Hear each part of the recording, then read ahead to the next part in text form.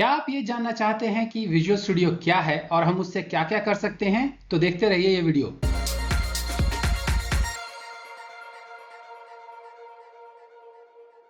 सबसे पहले यदि आपने मेरे इस चैनल को सब्सक्राइब नहीं किया तो प्लीज सब्सक्राइब कर लीजिए ताकि मैं आपके लिए इसी तरह से नए नए वीडियोस लेकर के आता रहूं। नमस्कार दोस्तों, मेरा नाम है एस रवि कुमार। मैं हूं एक सर्टिफाइड सॉल्यूशन आर्किटेक्ट और आईटी करियर कोच। जब भी आप डॉटनेट सीखने जाते हैं तो सबसे पहला काम जो आपसे करवाया जाता है वो है कि विजुअल स्टूडियो इंस्टॉल करना। और यदि आपको पता नहीं कि विजुअल स्टूडियो क्या है और उसको सही तरीके से कैसे इंस्टॉल करते हैं, तो विजुअल स्टूडियो आपके सिस्टम के बहुत सारा space, that is hard disk space और रैम स्पेस ले लेता है चलाते वक्त, जिसकी वजह से आपका सिस्टम स्लो हो जाता है और फिर ज़्यादातर लोग कहते हैं कि विजुअल स्टूडियो ने मेरा सिस्टम स्लो कर दिया।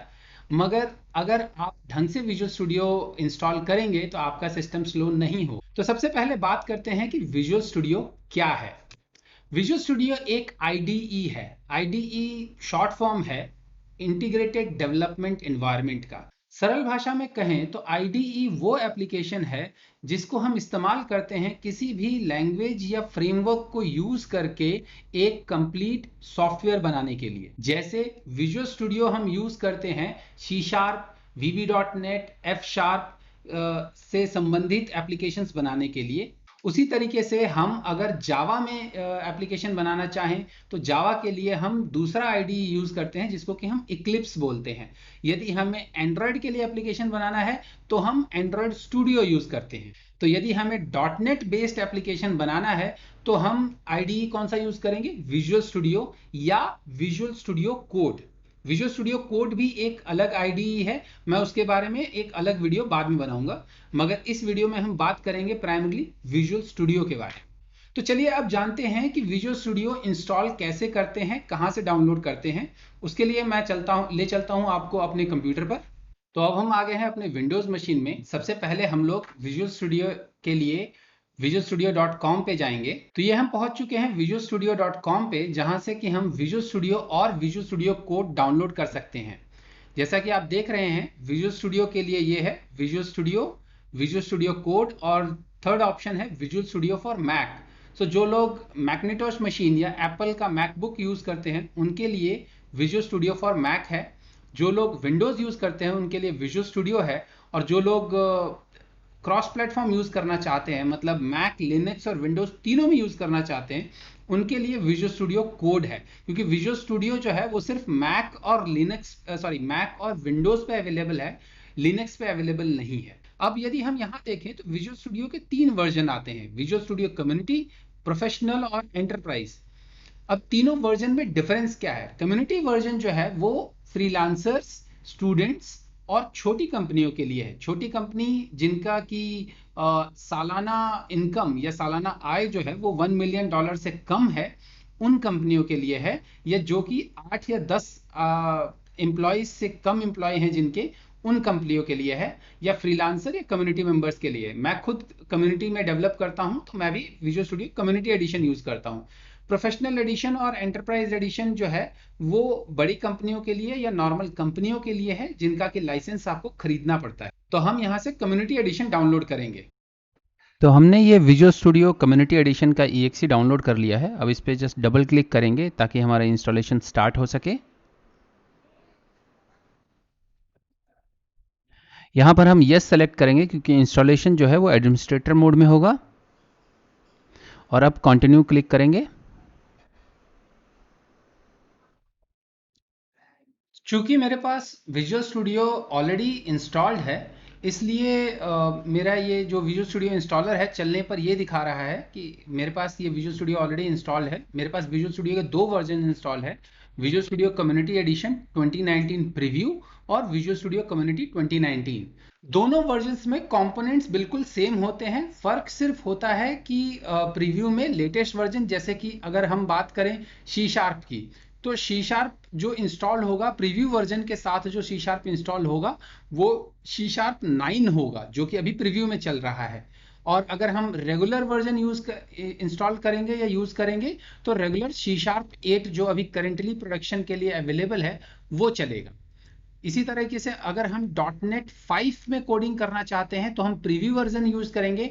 अगर हम .NET कोर और .NET फ्रेमवर्क में कोडिंग करना चाहते हैं तो हम रेगुलर वर्जन यूज करेंगे जो कि स्टेबल वर्जन है। तो चलिए मैं रेगुलर स्टेबल वर्जन को मॉडिफाई करके आपको कंपोनेंट समझाता हूं। अब जैसे आप देख रहे हैं यहाँ पर 4 हेडिंग्स दिए हुए हैं, 4 टैब्स हैं, workloads, individual components, language pack and installation locations.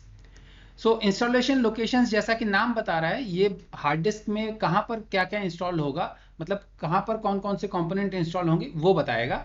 Language pack basically ये बताता है अगर आप किसी पर्टिकुलर लैंग्वेज के लिए लेना चाहते हैं, जैसे हम खोल के देखते हैं, अगर मैं इस पर क्लिक करूं तो देखिए इंग्लिश लैंग्वेज के लिए बताएगा कि आपको इंग्लिश लैंग्वेज में ये IDE अवेलेबल है। उसके अलावा ये बाकी लैंग्वेजेस हैं जैसे चाइनीज, चेच, फ्रेंच, इन सब लैंग्वेजेस में ये IDE अवेलेबल है। तो यदि हम वो लैंग्वेज यूज करना चाहते हैं या उस लैंग्वेज से जुड़े रिसोर्सेज को यूज करना चाहते हैं तो हम वो लैंग्वेज पैक सेलेक्ट करेंगे। इंडिविजुअल कंपोनेंट में बेसिकली क्या होता है कि हर कंपोनेंट की लिस्टिंग बनाई हुई है और सबसे अच्छा तरीका इंस्टॉल करने का होता है जो कि ये इसमें बताया हुआ है, वर्कलोड। वर्कलोड अच्छा इसलिए है क्योंकि वर्कलोड में एक पर्टिकुलर तरह के काम को करने के लिए जो जो फ्रेमवर्क चाहिए होते हैं वो सारों को एक साथ कंबाइन कर दिया जाता है। जैसे यदि हम बात करें सबसे पहले ASP.NET डेवलपमेंट की, तो अगर हमें ASP.NET डेवलपमेंट करनी है तो विजुअल स्टूडियो के साथ हमें क्या क्या मिलेगा वो सारा आपको यहाँ पर इस साइड में दिख जाएगा। जैसे कि आप अगर ये देखेंगे ASP.NET एंड वेब डेवलपमेंट, तो इसमें बताएगा आपको .NET फ्रेमवर्क 4.7.2 डेवलपमेंट टूल्स मिलेगा। क्योंकि मैं विंडोज पे इंस्टॉल कर रहा हूं तो ये .NET 4.7.2 डेवलपमेंट टूल्स बता रहा है जो कि रेगुलर .NET फ्रेमवर्क है। उसके अलावा ASP.NET and web development tools, IntelliCode जो इंटेलिजेंस प्रोडक्ट है विजुअल स्टूडियो का वो मिलेगा।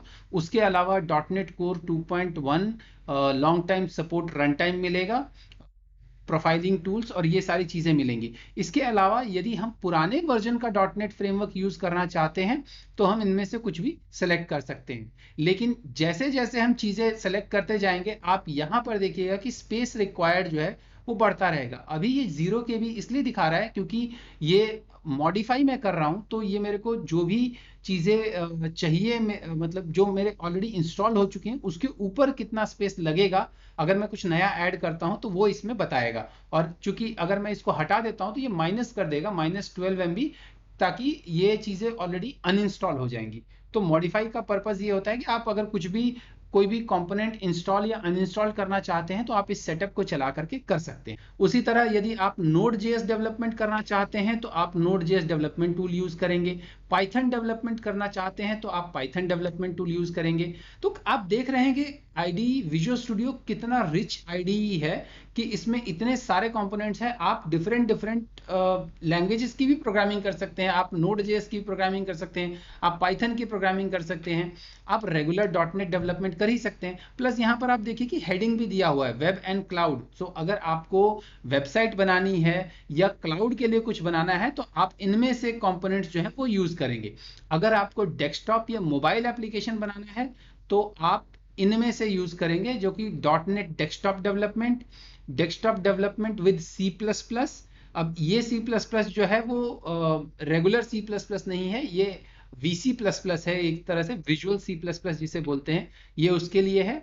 यूनिवर्सल विंडोज प्लेटफॉर्म और UWP, अगर आप UWP का डेवलपमेंट करते हैं तो आप ये यूज करेंगे। मैंने ये इंस्टॉल नहीं किया है बिकॉज मैं स्टेबल वर्जन में UWP पे ज्यादा काम नहीं करता हूँ, ट्राई आउट करता रहता हूँ। प्रीव्यू वर्जन में मैंने रखा हुआ है ताकि अगर मुझे कुछ ट्राई आउट करना हो तो, अदरवाइज मैं UWP पे ज्यादा काम नहीं करता।